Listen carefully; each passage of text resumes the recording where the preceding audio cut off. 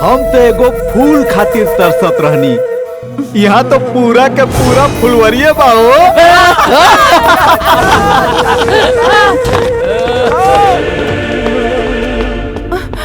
इता hero heroine के मिले से पहले ही साला विलेन टपक गइल सर।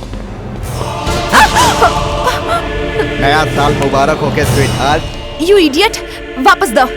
हम जौना चीज के एक बार अपना हाथ से छू लेनी, वो चीज हमार हो जाए। आहा, का सुगंध बा। भैया ई का होई? ई फूल के अपन तकिया बनाई और ई फूल के अपन बिस्तर पर सजाई। का समझ लू? एकर जवानी के बियर पी के हैप्पी न्यू ईयर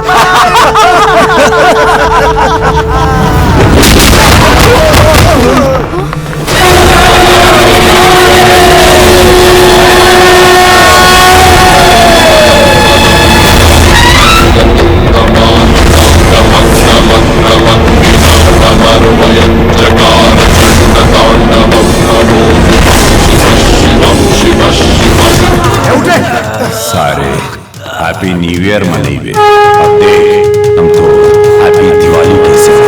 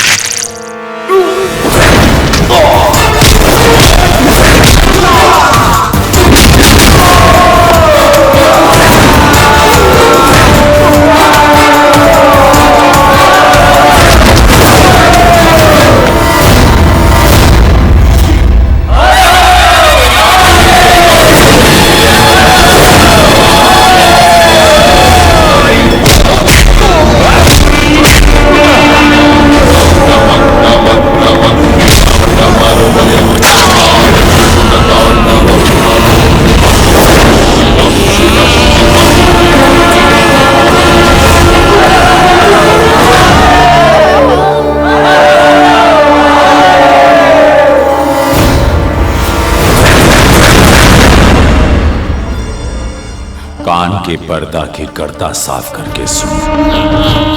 अब हमरी बहन पर केहू भी बुरी नजर डलस तो ओकर आंख ना छाती फाड़ कर खून पी जाए और फरियाद करे के मौका भी ना दे।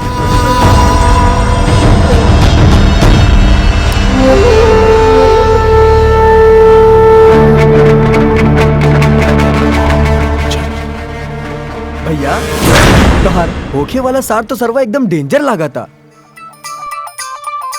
यही डेंजर के बहिन हमार लुगाई बनी। लेकिन भैया हमरा तनी डाउट लगा था। अपना डाउट पे आउट कर, काहे कि अब हम अपना प्यार के पीस पर दीवानगी की बैटिंग शुरू करे वाला बन।